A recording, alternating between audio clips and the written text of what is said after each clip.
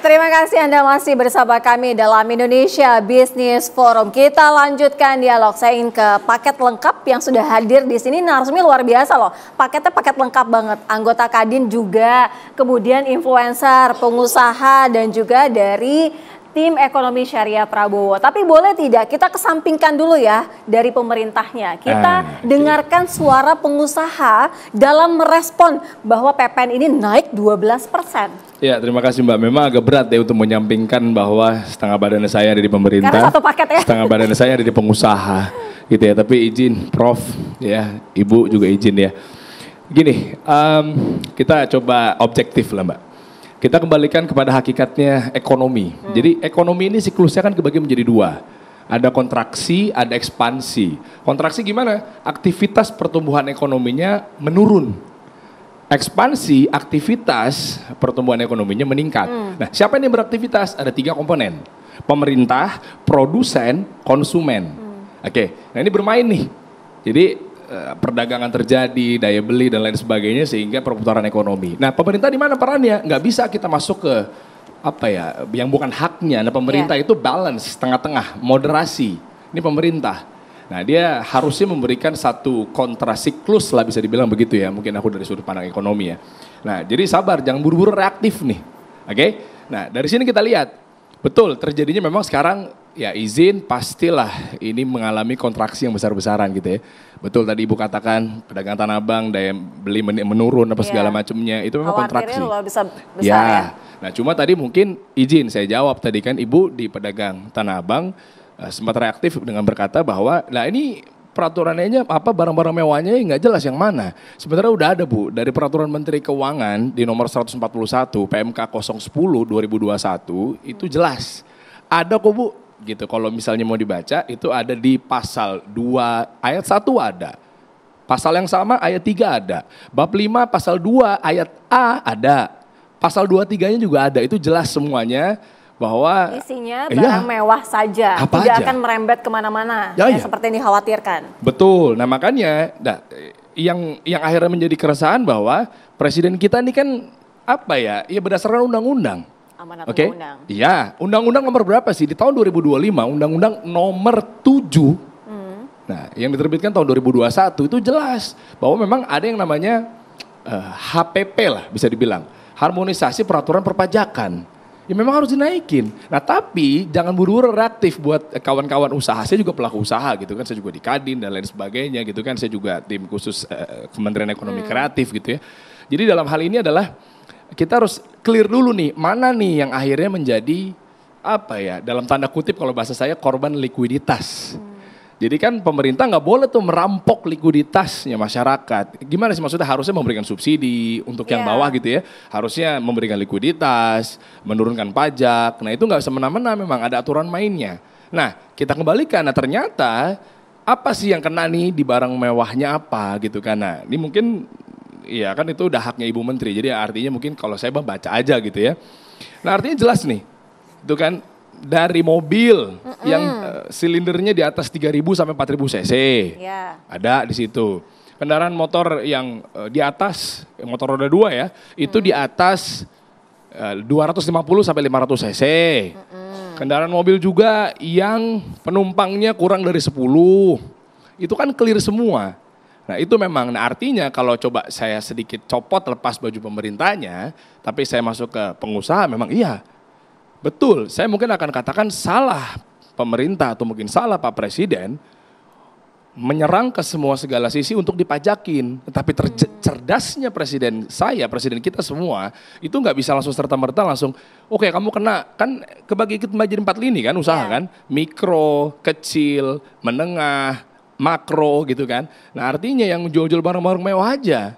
Jadi yang berdampak langsung hanya yang menjual barang-barang mewah saat jelas, ini ya. Jelas. Nah makanya nggak bisa tiba-tiba mungkin yang kecil udah ya kita tahu lah sekarang ini kontraksi yang tadi ada daya beli menurun, masa mau dirampok juga gitu kan artinya ya berbahaya malah jadinya kan gawat apalagi 64,7 juta UMKM yang tersebar, kontribusi 97%, ini kan UMKM ini kan penggerak ekonomi. Jadi ya mungkin dalam tanda kutip ya nggak sebodoh itu juga presiden kita gitu. Ya nggak mungkin lah langsung main asal-asalan seperti itu. Nah makanya saya juga kena dampaknya, oke saya pengusaha nih, sebentar santai kita cek dulu nih. Oh mungkin saya di menengah gitu, oh mungkin ini, oh ya alhamdulillah.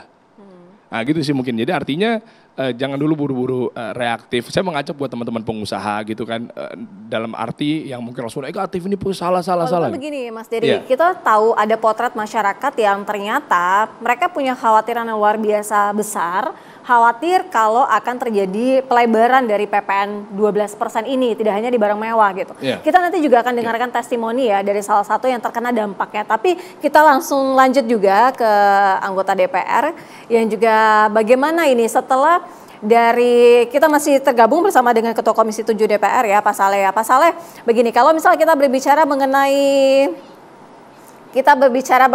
dengan apa yang terjadi pada saat ini, Pak Saleh sudah ada aktivitas selanjutnya. Kita hadirkan ada Mas Fatih, anggota Komisi 11 DPR. Mas Fatih, begini, kalau misalnya kita berbicara mengenai investasi, kemudian apa yang dirasa saat ini, perusahaan-perusahaan ini kan juga penuh kekhawatiran dong bagaimana mereka bisa berinvestasi kalau PPN saja ini naik 12% begitu. Ya, saya kira harus dilihat secara lebih luas. Kenaikan PPN ini walaupun sebelumnya kita berharap bahwa ada penundaan kenaikan PPN, namun kita percayakan kepada pemerintah bahwa kenaikan PPN menjadi 12% bagi barang-barang mewah ini memang upaya pemerintah untuk meningkatkan pendapatan negara. Namun demikian juga harus diimbangi dengan mitigasi dampak pada daya beli masyarakat.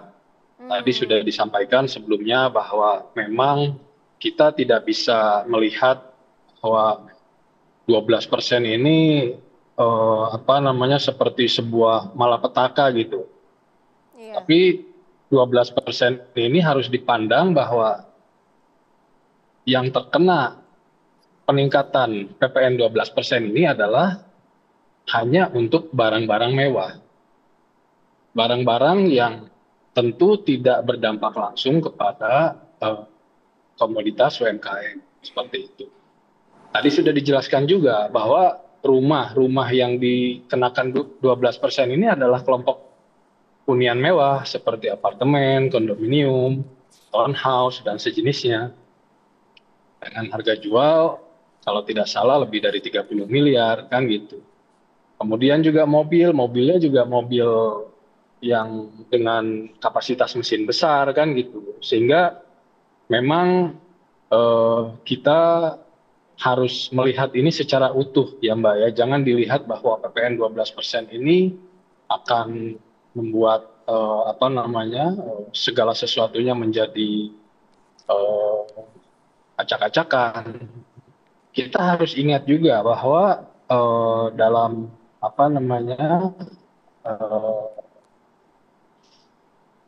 kemarin ini disampaikan ada peningkatan upah minimum, ada kenaikan 6,5%.